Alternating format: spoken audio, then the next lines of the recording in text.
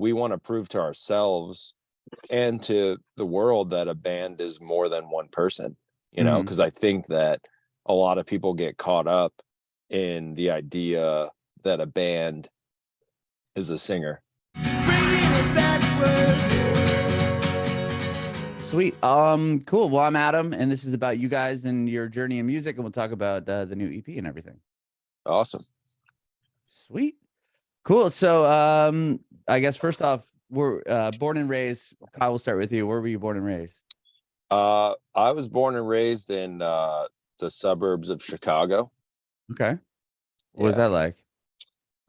It was awesome. It was cool. We had a really thriving music scene when I was growing up around here. I think it being near such a large city as well, I think was really helpful. With just there was just like so many bands and so many venues and everything, and I think that really shaped me, into who I am today. Even just being around all that, and I think I'd be in a much different position if it wasn't for being where I'm from. Yeah, for sure. What about, do you come from a musical household? No, not at all. Actually. Okay. Yeah. Did Yeah. you how did you eventually get into music? For me, I mean, it was really just like uh just friends playing music, and um like some of my friends started a band and I wanted to be in the band, so I learned to play bass because they were like, "Oh, we need a bass player." Like, and bass is easy, so you could like learn it and be in the band like soon. And I was like, "Okay." So so Oh, I cool. yeah, so I learned how to play like very badly. And then yeah, started playing with them, and yeah, and it was kind of like they all kind of like grew out of it too, and it was like something for me that just like has always stuck, and that's like when I was like 12 or 13. So Mhm. Oh, wow, you were in a band really early then. yeah, just yeah, I mean, like literally since that day, it was like I've been in a band ever since. So it was like Wow.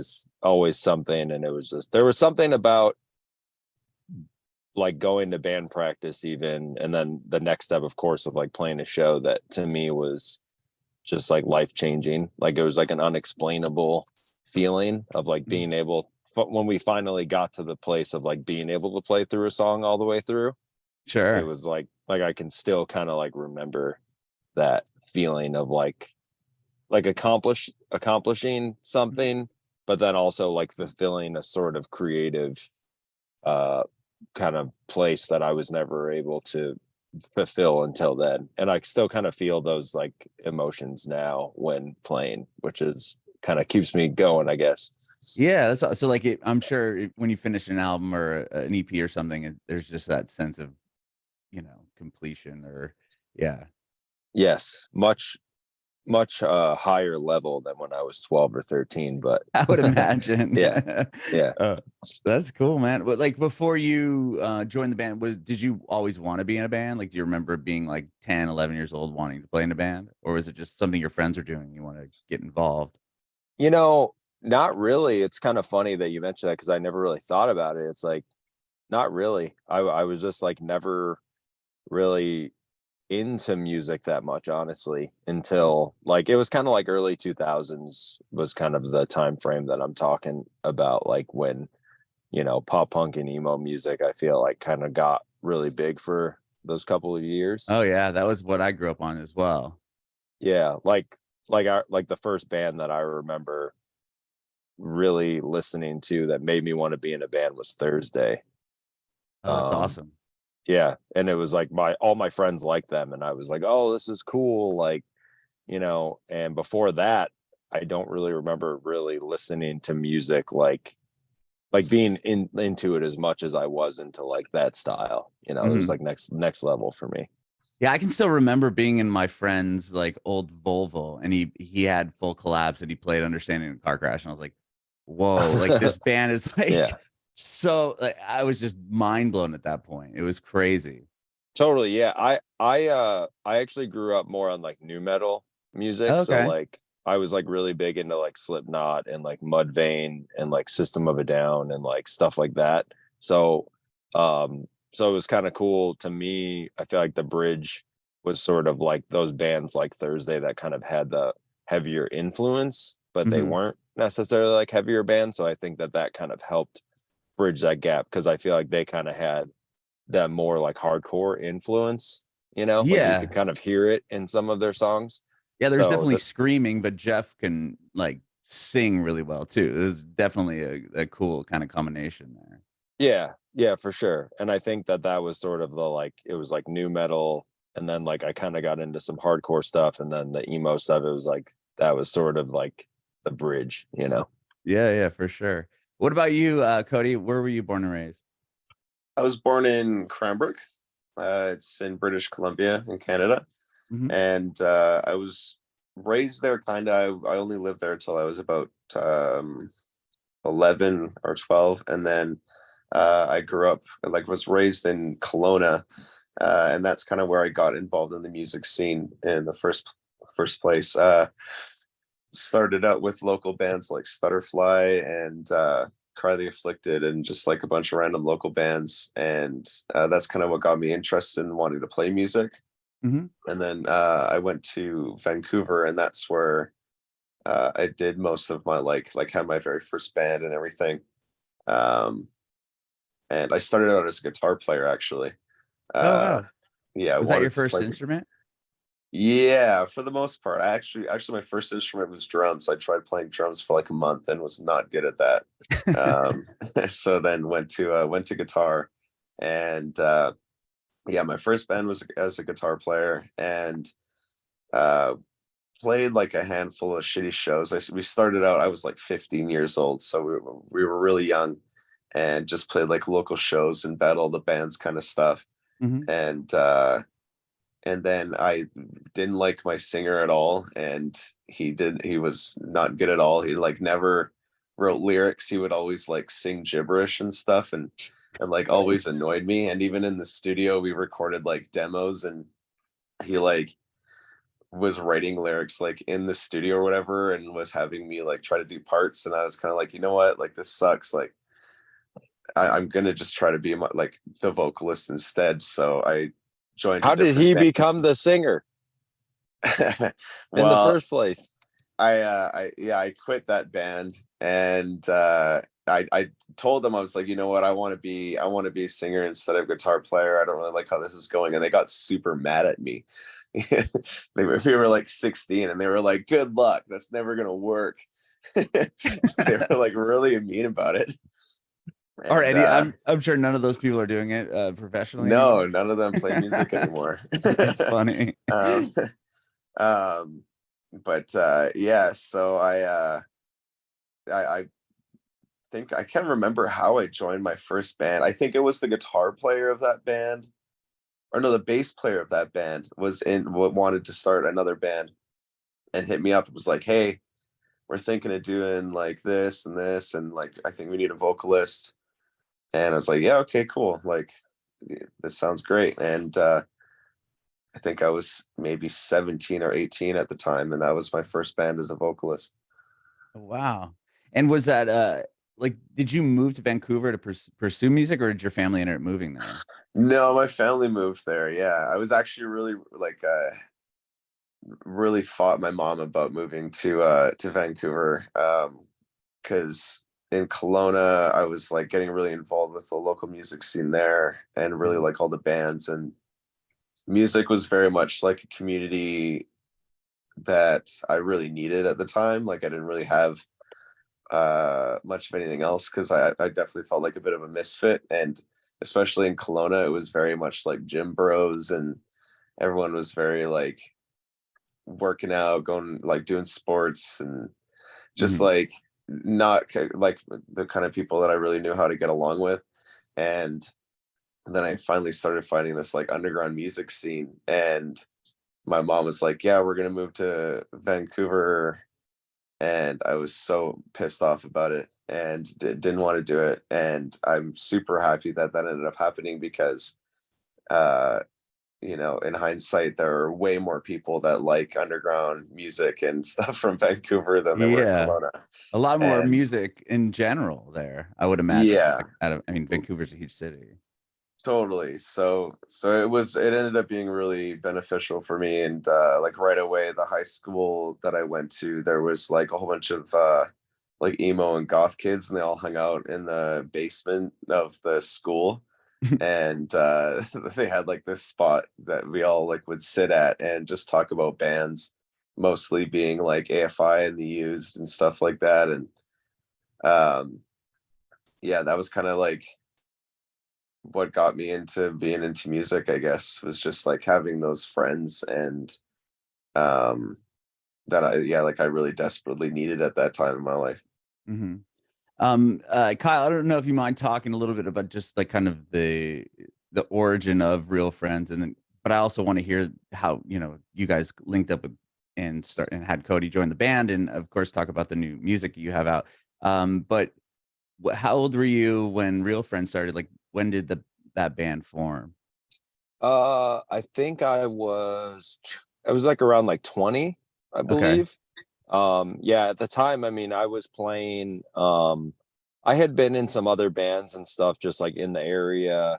And then like also we did some like minimal, very small time like touring and stuff. And I kind of like really wanted to try, you know, being in a band like on a full-time basis and like get signed and, you know, do what every band wants to do. Mm-hmm.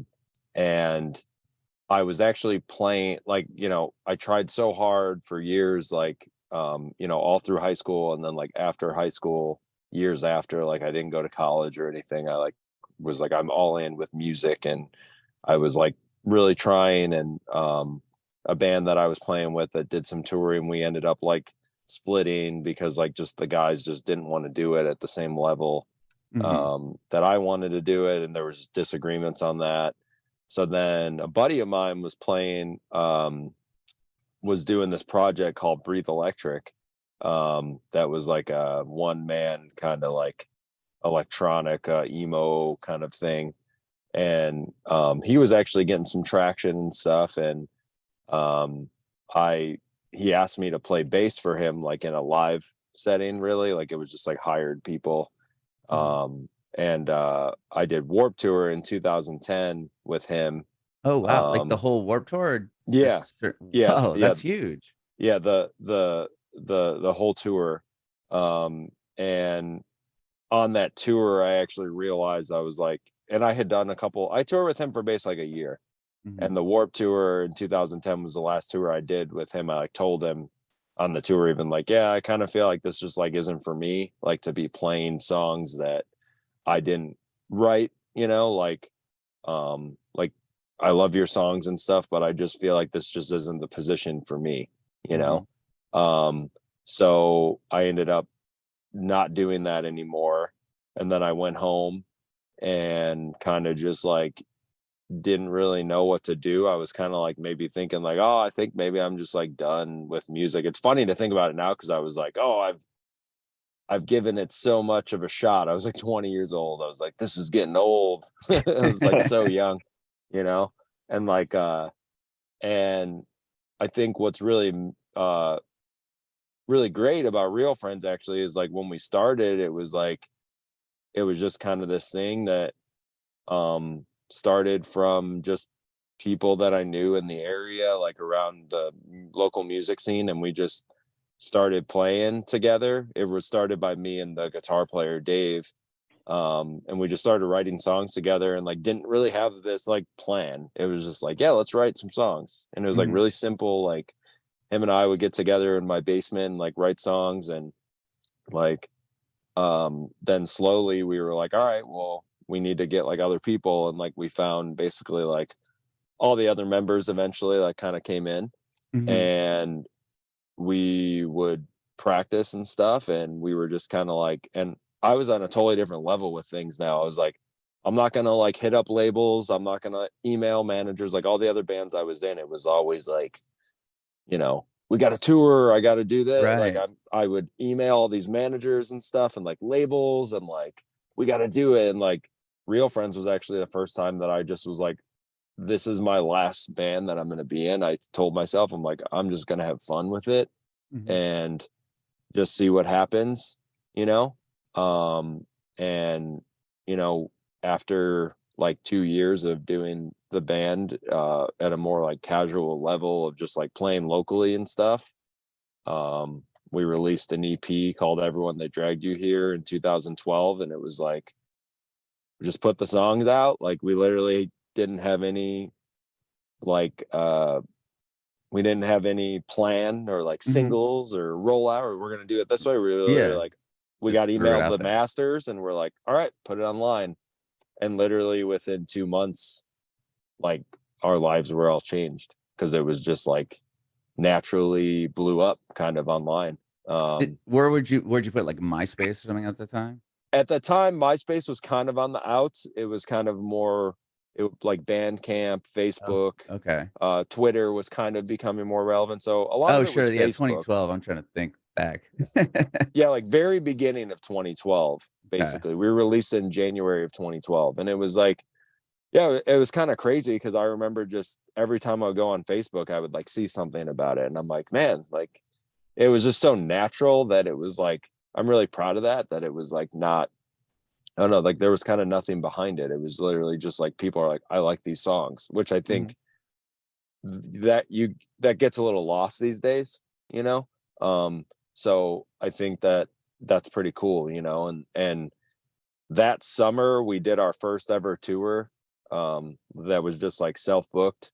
And we were like drawing like 50 people in like cities that we'd never been, and we were like, whoa, like this is kind of wild, like, you know, that's like crazy. yeah. And like and yeah, and then it was pretty much like that year. And the year after that, 2013, we started doing it full time, and I've been doing it full time for 10 years now.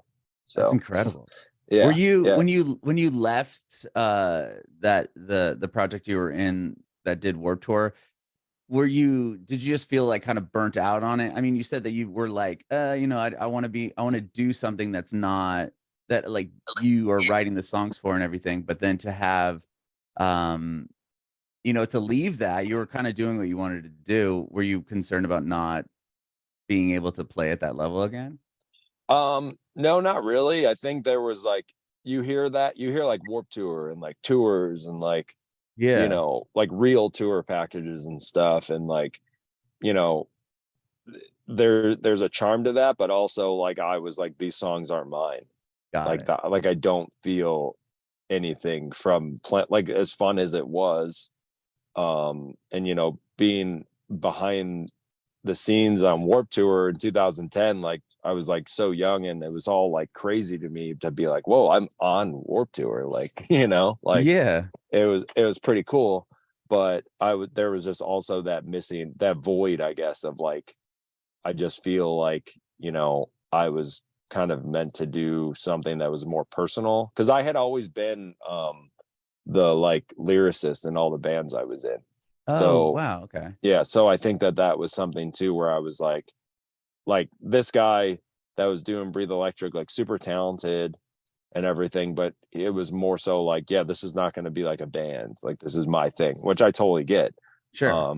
You know, and I was just kind of like, yeah, it's not for me. Like, and I wasn't really concerned with doing it at that level again. Like that would be nice, but I was just kind of like, yeah, that was cool. Like, I don't know if that'll happen again for me, but like at the end of the day, I want to write songs that are like my songs, you know? So No, yeah, that totally makes a lot of sense. So, what about you, Cody? Like, what was the point of? I know you've had success with other bands. Like, what was the first band that you had that really started to go, and what was that experience like? Well, so the band that I joined as the first vocalist, we had really crappy little tours that we did. I was, I think, 19 when I did my very first tour, and we went out to like Edmonton and played to 3 people.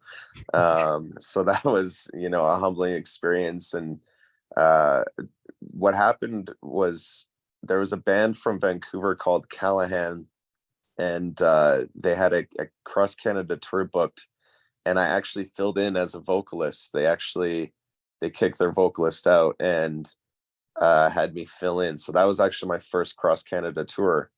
Oh, wow. And it was pretty sweet. We did it with a band called Farewell to Freeway. Mhm. Um, I can't remember who they were signed to or whatever, but they were like pretty neat little band.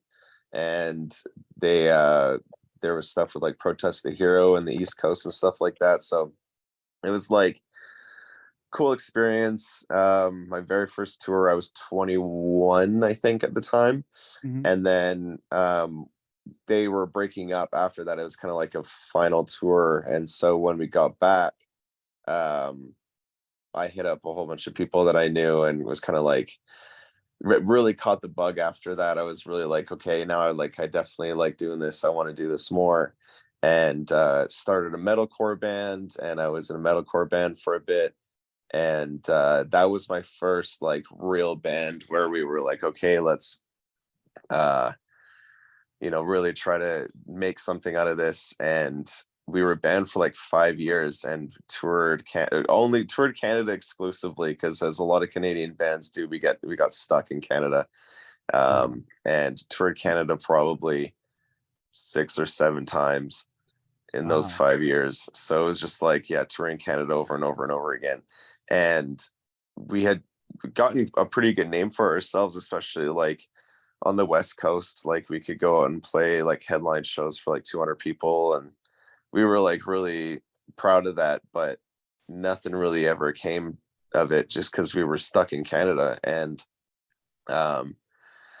so yeah, that was that pretty much. And it just never really ended up going anywhere, and it slowed down, and then it just fell apart naturally. And then I started another band called Parting Ways, and then I was in a band called Youth Fountain. And Youth Fountain was kind of the first band that like actually got attention.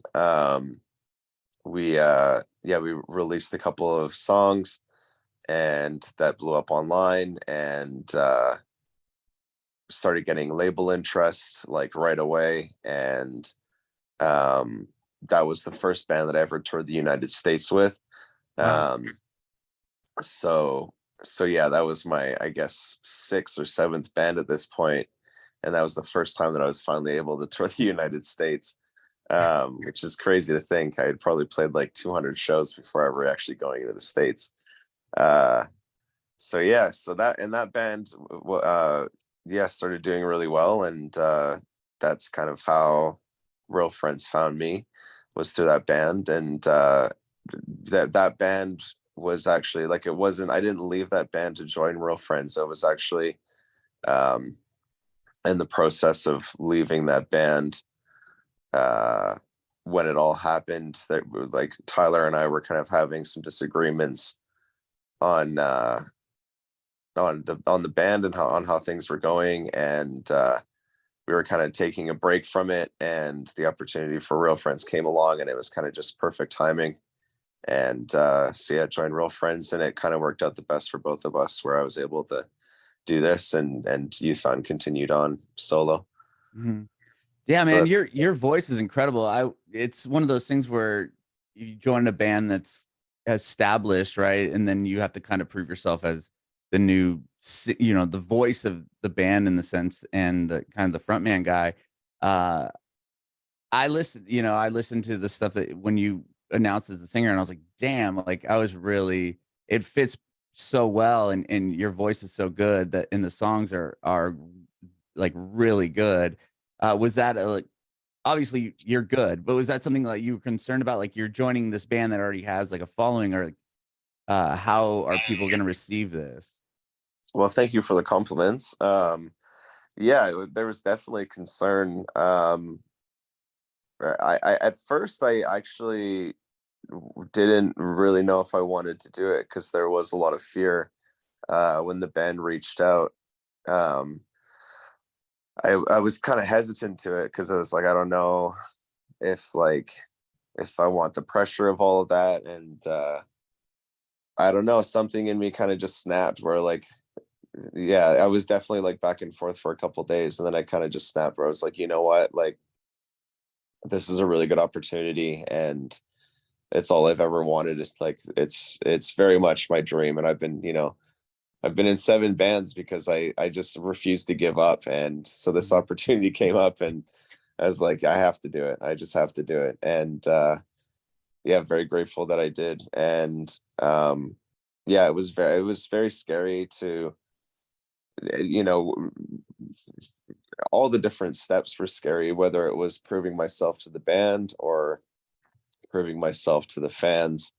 Um, Thankfully, it came in kind of slow waves because it all was happening during the pandemic. So Mhm. I kind of was able to get used to things and prove myself to the band and really spend time on creating songs that we were happy with. And we spent, I think, a year, it was a whole year together recording and getting to know each other before we actually even announced me in the band to the fans. So there, thankfully, it kind of was a slow, you know, learning process and getting familiar with everything instead of just joining the band like in the public eye or something. And that, I think that would have been pretty intense. But yeah, Sure. having Like they're like, oh, we're touring. We need a guy. Like, are you ready to go? And then you yeah. got to sing all the And other honestly, songs and be. I don't think it would have worked as well if that had happened. Like I think if I had joined the band and it was like, you know, they had, if they announced Dan's departure and then 2 months later announced a new song with a new singer and a new tour, I don't think that would have worked. I Mhm. think that having that breathing time was really beneficial for us as a band, for us as people and as the band, and also for our fans. Mhm. Yeah, man. I love the two EPs that you guys have put out so far. It's really really good. Yeah. Thank you. So Kyle, when like searching out for Cody, or like, did you know that he was the guy you wanted for the band once you guys needed a singer? I mean, we kind of had a process of just like, I mean, I think we had like quite a few submissions and stuff. Oh, did you do Um like a kind of like a cattle call type deal or no? Kind of. I mean, like it was kind of more like we didn't actually like post like send submissions, you know. It was kind of more like, hey, if anyone like any of our friends and bands, you guys know anyone, like, you know, because we were determined. That was the thing. We were like, we're gonna keep this band going, you know, Okay, so like you knew this. that it wasn't gonna stop just because you Yes, left. yes, Okay. yeah, that it was that was a thing for us where it was like that was a big point. I think a personal thing too for all of us was like, we want to prove to ourselves and to the world that a band is more than one person, you know, Mhm. because I think that a lot of people get caught up in the idea that a band is a singer, you know, and Mhm. I think that it's really important to realize that there are always other people in the bands, you know, and there are a lot of bands. Trust me, like everyone has their processes. There are bands that literally the singer does do everything and writes everything, and you know, there are situations like that. But our band has never been that way, you know. Mhm. Like I've always been the main lyricist of the band, Yeah, you and that mentioned was that. I didn't realize that you were writing lyrics for all those early records. yeah, like you know, like I mean, like our old vocalist still, you know, was writing a chunk of things, but for the most part, a lot of the songs were my songs, and it was like it just didn't feel right to, you know, especially like I mentioned earlier, like Dave, the guitar player, and I were the ones that really started the band together, and it was just Mhm. like it always felt like a collective. It was never one person, you know. I think so to us it was like, yeah, like we got to keep this going. Like it doesn't feel right to just, you know, be like, oh, well, it's just done, you know? So, Mhm. but yeah, so we were, so in finding a new vocalist, um, it was scary because we had been doing it at that point for 10 years. So Right. there was a lot of fear of like, is this even the right thing to do? Like, I don't know. And then the more we thought about it, I'm like, you know what? Like, there are no rules to this. Like, at the end of the day, this is an art. Like, there's no right or wrong answers. Like, we can do whatever we want to do. And I really think that the whole vocalist change and stuff is just part of our story now, you know? And Mhm. I'm like really proud to be able to, you know, say like, hey, like, Real Friends is still, you know, here and doing better than ever in a lot of aspects. And Mhm. like yeah, and that's really cool to say, because there was a lot of fear going into it, and there's a lot of like risk too, but I think they say there's no reward without risk, and I think that's really true, especially in this case. But I guess going back to what you were saying before was the process, I guess, of like finding someone. It was kind of like we were talking to just people like, hey, if anyone knows anyone, like, to send stuff, and we would kind of send like instrumental tracks of things. And the people would send back stuff. And to be honest with you, like, a lot of stuff we were getting, we were kind of like, yeah, like, it's okay, like, a lot of people were sending stuff, and Cody was the first person that sent something that we were kind of like, oh wow, this sounds great, like, and it was like a lot of other people. It was funny too, because there was a lot of people that were actually in other bands that are very good, that would send stuff, and just wasn't the same. I don't know. It was kind of like it was kind of a learning process, really, because I would like hear this band and be like, this band sounds great, and oh, this vocalist wants to try out, and then they'd sing over Real Friend songs. I'm like, wow, it doesn't sound the same, like something's missing. Yeah, you can just kind of feel it didn't work the way you wanted it.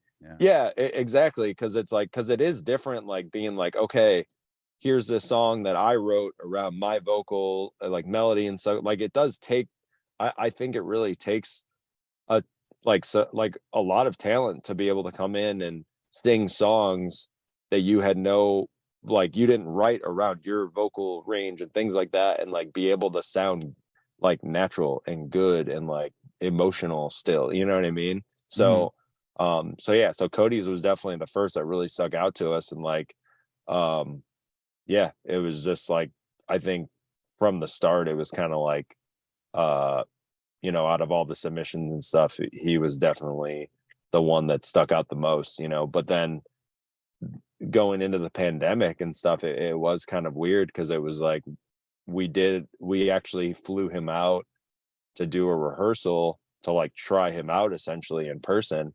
And then literally like 2 weeks later, the pandemic was just like in full like mode. Oh, So wow. So you guys were having all this talk and looking for someone before the pandemic even hit.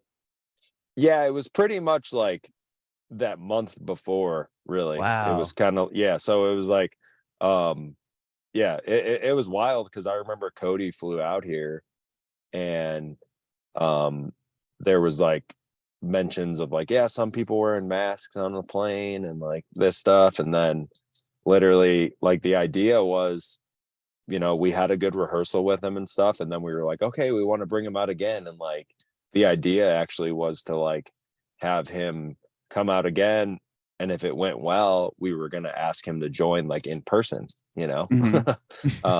so that was kind of like the idea. And then it just like the world went crazy. Sure. And him being in Canada too, it was like that was changed things.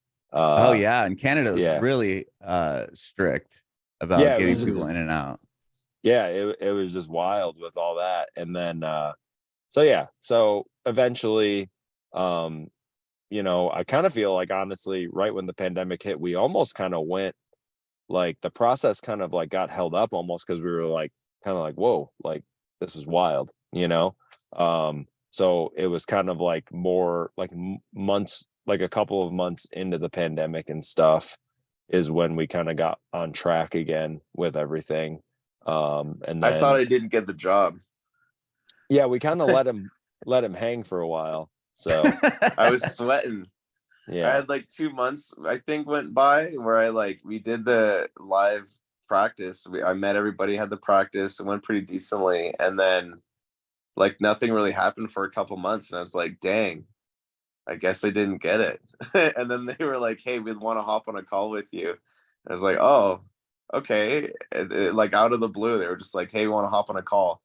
And I was like, okay, well, maybe this is good news. And like, I thought it was just going to be like Kyle and the manager or something. And I hop on the call, and everybody was on the phone. And I like, when I saw everyone was in the video call, I was like, okay, I think this is going to be good. And then they had to ask me to join the band over FaceTime. a FaceTime. Yeah. Wow. That's a trip. Yeah. To join the band that way. Was the song that you were sent, like, Cody, you remember getting the song, like the instrumental, and then was it hard to kind of be like, okay, how am I going to do this? Like, did you spend a lot of time trying to figure out the best way to record your piece, or were you listening to the old Real Friends songs? And no. like, I would imagine you wouldn't want to emulate what he was already doing. Yeah, no, I didn't want to be just like a carbon copy, like just I think I knew what Real Friends was. I knew the band, and I think that I knew what Real Friends was like about, and I think that it also like matched with just like how I am as a vocalist, and what I like to do as well. And I had a friend of mine that I reached out to, and I was just like, hey, like I want to record some submissions for Real Friends or whatever. And we kind of went in, and I recorded some of the old songs, actually. Me First and From the Outside. And I've Given Up on You. I did. So we did those 3 songs. And I think I did listen to, we had the original version that we listened to in the studio to kind of just get like obviously I had to learn how to like the phrasings and whatnot, and like the cadence of everything, and like how it was sung. But yeah, I think I kind of just I put my own spin on it, and I think without having to try too hard, I think I kind of just was able to do what Real Friends was looking for, I think. Like I don't think I had to like change my voice or anything like that, or like try to be something different than what I already do. I think I was just like, I like to think that I was a good fit. Hence why. No, for sure. Yeah, I would imagine it's hard to kind of just to be authentic on something that was already, established, but you obviously did it really well, and you're doing it well. It, like, going into something, and if you had heard it a bunch of times, like, you wouldn't want to emulate this person because there's a reason why they're reaching out to you, but then to bring your own voice into it. Like they always say, like the hardest thing to do is like to be yourself, you know what I mean? Like be For authentic. sure. Yeah, I think like I kind of just well, yeah, was able to bring my own personality to it a little bit. And I know that it's not like exactly how Dan would sing songs and whatnot. I think he was a specific type of vocalist, and I didn't really want to try to be that. I wanted to be my own person as well. And thankfully, I think how I like to sing, it's different, but it matches what Real Friends is about, I think. Sure, 100%, 100%. With that first EP that you guys put out, Torn in Two, as you on vocals, like, was that something you guys had to write over the pandemic? I think, like, virtually because of like restrictions with traveling from Canada, or like, how did that work out? And then obviously want to talk to you guys about the new one. We wrote we actually we did write that through the pandemic, but we actually didn't have to do anything virtually because we were able to like get studio time actually like in person. So that's good. Yeah. So it didn't affect you in the way of like, here's the songs, and then Cody's like singing them from Canada in a studio and dropboxing them back or whatever. No, we were able to, like, thankfully it was kind of nice in a way, honestly. Like, I don't know if nice is the right word, but there was a charm in a way of like the world was kind of on pause and we were recording. Like there was sort of less pressure because the band was literally like,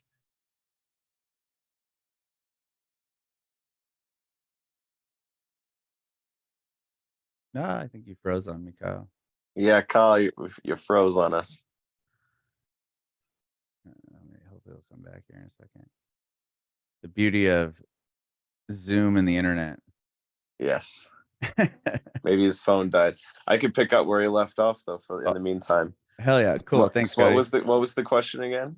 I was asking just like the recording process of that album or the EP, like being not having to send it back and forth. I didn't know because you being in Canada at the time and having those restrictions going back and forth.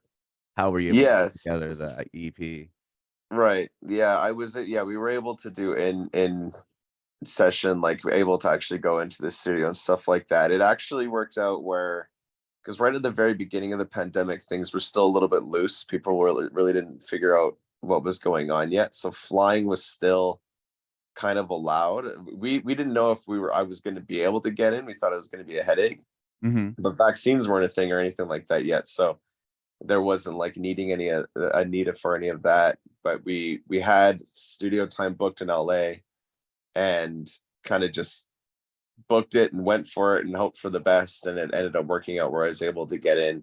And so yeah, we went in and recorded a whole bunch of songs with Mike Green, and the idea was to record these songs and then start releasing them and whatever. But then when we found out that touring wasn't going to come back or anything like that, we realized that we had this the possibility to just like really dive in and write as much as we wanted to and really get the perfect song. So we decided, since we had this extra time, to just keep writing. And so we went in with a couple of different people and producers and just kept writing, and basically we're just decided to like write and record music until we had an idea if touring was going to come back.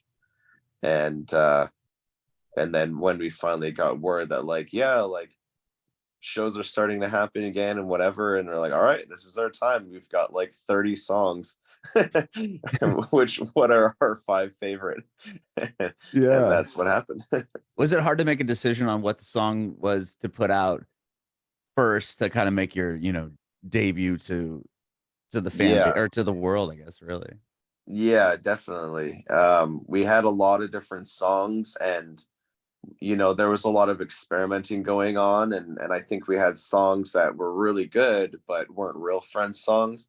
So we had to, we really sat down with all of them and really tried to dial in like what represents me as a new vocalist, but also represents what Real Friends is about, and the sound that they're coming from. And we had a lot to choose from, and it definitely was a challenging process, but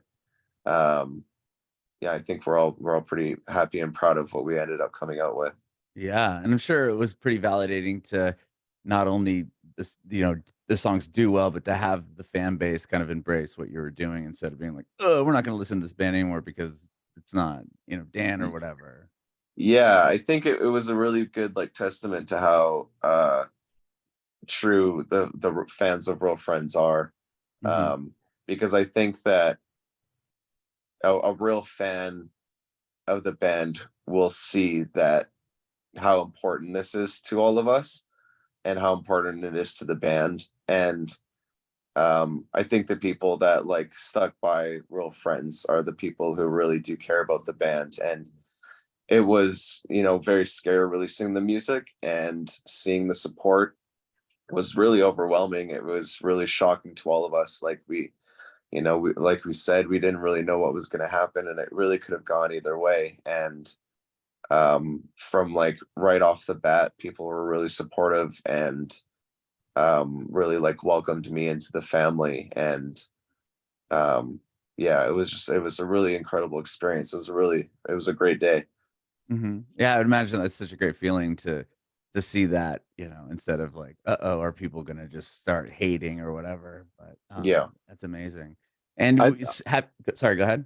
I was just gonna say, I think there was a lot of fear of like being like someone's gonna take sides of like I know sure. we built it. I mean, like the anxiety going into all of it was like just kind of, it was crazy, because it's like you think like people are gonna be like old singer versus new singer, old stuff Right. versus new stuff, and all. And like, it's been really cool because it's been like so many people are just like, I love Real Friends old stuff, I love the new stuff. Like, I'm a Real Friends fan. Like, just being like Cody said, like the fans being so accepting of just like everything, like, and just realizing too, like once you get in the real world, it's like people don't have to take sides here, you know. Right. It's like there's people that are like, oh, I love the songs from 10 years ago because I grew up with them and they helped me, and like, oh, I love the new songs, and like it's just it's really refreshing to see, and like makes me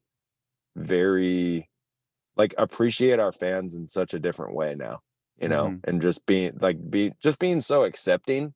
And I think that's something that this community has always been about, is like accepting everyone and everything, and like all opinions and everything. And like, I think that our, you know, our vocalist change and Cody being in Real Friends now is like a testament to that, of just people being open-minded and being like, not just like, you know, of course there's always those couple people, you know, that are going to be like, you know, the loud voices on the internet that are going to say some stuff or whatever. But, you know, I think for the most part, it's like, you know, even on this tour that we're like, this first leg of this tour that we just got done doing, it's like there's people that are like, I've seen you 25 times like over the last 10 years. And like, to them, it's like that night, it was like, it's a Real Friend show, just like it was 10 years ago, you know?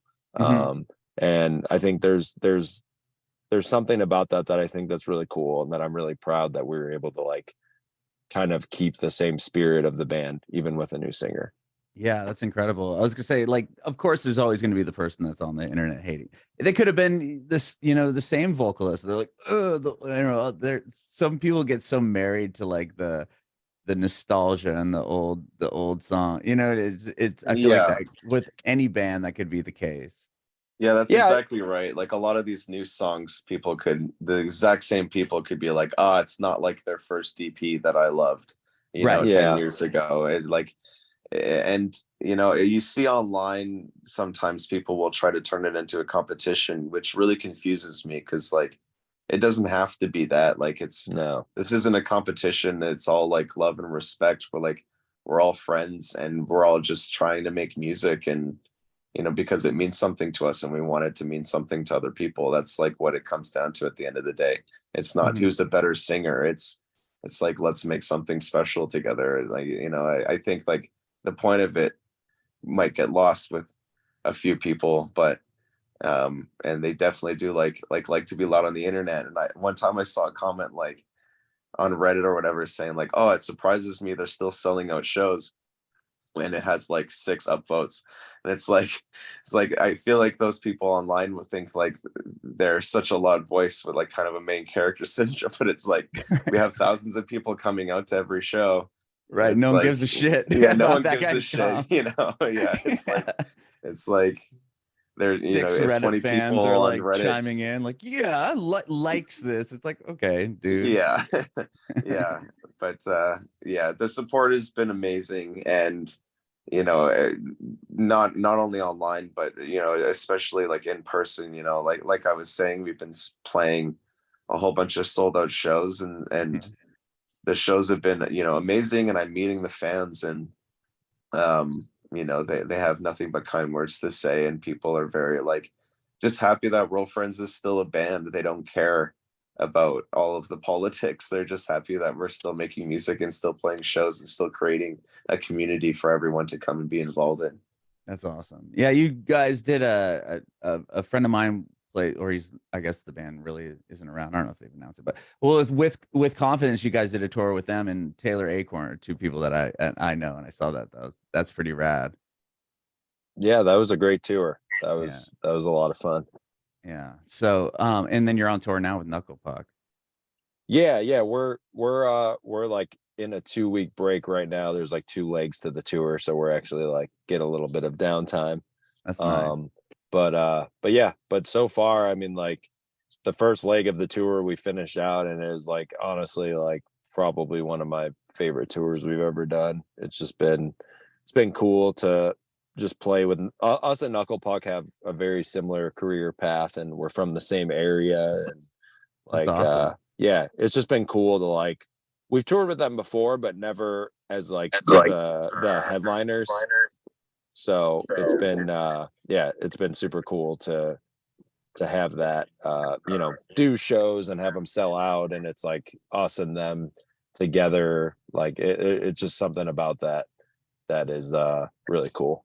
That's awesome. And well, so the new EP, There's Nothing Worse Than Too Late. Was this approach different than the first album? And like, Cody, did you feel like, you know, you already had the first, you know, EP and the music and the debut and all that shit out of the way, and now it's like, okay, we can just really, was the mindset any different going into this EP? I think the pressure was still there because, like, I think the pressure is always going to be there, but you know, we still, you know, the fear of having the fan base like me was kind of gone. And, you know, there was less of like having to prove myself, I guess. But we still wanted to make like the best songs that we could possibly make, and even, you know, follow it up with even better music. And I think Cody, you sound a little muffled. Yeah, Oh, I so, don't know. sorry, sounded can you like hear you me were better here? underwater. Oh, Sorry, yeah. there you go. Cool. But yeah, so yeah, there was the pressure, but not the pressure of having to like prove myself, more so just wanting to make the best songs we could.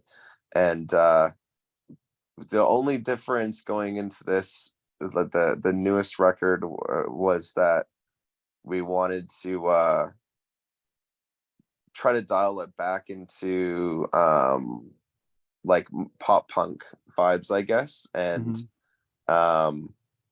not be too poppy and whatnot, and just try to stay true to what, like, where Real Friends came from. And I think you see that a lot, especially like in this genre where a lot of bands by their third EP, they're like full blown pop bands. And I don't think we wanted to do that. But I think there was some question of it. Like, I think like we were starting to write some of the songs like that, but it didn't feel right. It didn't feel like kind of like true to what we were about. And especially for myself, I actually like come from more of like a heavier music and whatnot, and I like throwing screams into songs and like really diving into like the heavier side of things. And I think that I'm like always kind of trying to push that as well. And so I think that the whole band kind of just like tried to dive more into the heavier side. And so on this new EP, there are like, in a couple of bridges of songs, there's like screaming in the background and stuff like that. And I've seen a really good response from that online, like people being like, "Oh, there's like screaming happening. Is that Cody? Like, who is that in there?" And people seem to be stoked about it, which makes me excited, because that's definitely like where I want to keep things. I would love to like continue making like really aggressive emo music. Like for me, like feel like I'm a bit more of a emo kid than a pop punk kid. Which works well, because I think that there are definitely some more pop punk leaning people in the band, and it's like adds nice flavor to the music. And I think you can definitely tell that on the new EP, where there's, you know, there's like a lot of hooky pop parts, but there's still a lot of raw and emotion to it. Sure. Yeah, it almost goes back to kind of what we were saying earlier, Kyle, with like Thursday. I mean, there's the screen, like Cody's got a great voice and he can sing all the parts, but then there's kind of those backing like screams that, you know, like cross out the eyes at the end. You know, he's just yelling. Like, I think that's such a cool thing. And with like the resurgence of like this pop punk thing and like MGM, you know, Machine Gun Kelly and all this stuff that's every band that Travis Barker's producing now. It's like this whole thing where I could see it being kind of easy to go, oh, you know, let's push more in this pop realm, but you didn't. You guys stayed true to yourself. I love that. Yeah, I think I really think, like, you know, with the newest EP, I think we kind of like I think the first EP we did with Cody was sort of still trying to figure it out, honestly. I think there's moments on that EP that I really enjoy, and then there's also moments that I listen to that I'm like, oh, I don't think we would do that again, you know. And because at the end of the day, with the whole thing with Cody and the vocalist change, it's like we tried to get advice from people about it, even like I don't like there's no book written on it, you know. It was like we kind of figured it out as we were going. And I really think the newest EP, There's Nothing Worse Than Too Late, it's like I think that really is definitely a much better representation of the band than the Torn in Two EP, you know. And because I think, like Cody said, it's like, yeah, we're always trying to experiment and push the walls out in different ways, but I feel like the newest EP, there was a charm about like being like, let's like go back in some ways to why the band is here, like the more pop punk emo roots, but also do it in a newer way, you know, which I think like, because like when you listen to it, to me it doesn't sound like, oh, this is dated or anything. Like it sounds fresh. It sounds fresh and new, but we were also able to take a lot of influence from like even ourselves in a way, you know, of being like, hey, like we want more like riffs, like more riffy stuff, or oh, we want more heavier moments, you know, things like that we have done in the past, but being able to do it in just a fresh way, you know. Right. So yeah, no, 100%. Yeah, because it could be easy to just go back and be like, oh, we're gonna rewrite, you know, you don't want to be the band's rewriting the same record. But you'll have the nostalgia guy on Reddit that's like, why aren't you putting out the same album 12 times? You know, yeah, for like, sure. This isn't like, yeah, whatever. But yeah, I think the new EP is incredible, and I love what you guys are doing. Cody, your voice is killer, man. It works so well with the band. Thank you very much. Yeah, I have one more question. Thank you both so much for doing this. I've been a fan for a long time, and I appreciate your time today. I want to know if I can get an answer from both of you, if you have any advice for aspiring artists. My number one advice for people is always like spend the time, especially now, spend the time on the music, you know, and really always realize that that's number one, you know. And when I say that, I mean, like, you know, there's been bands that have given us demos over the years. They're like, check out my band. And it's like, a lot of the songs are actually good songs, but they're like not recorded well, or like, you know what I mean? Like sonically doesn't sound right. Like just put in the time and effort and money when needed to like really have a really good recording. You know, it's good to have one great recorded song than 5 okay recorded songs, you know.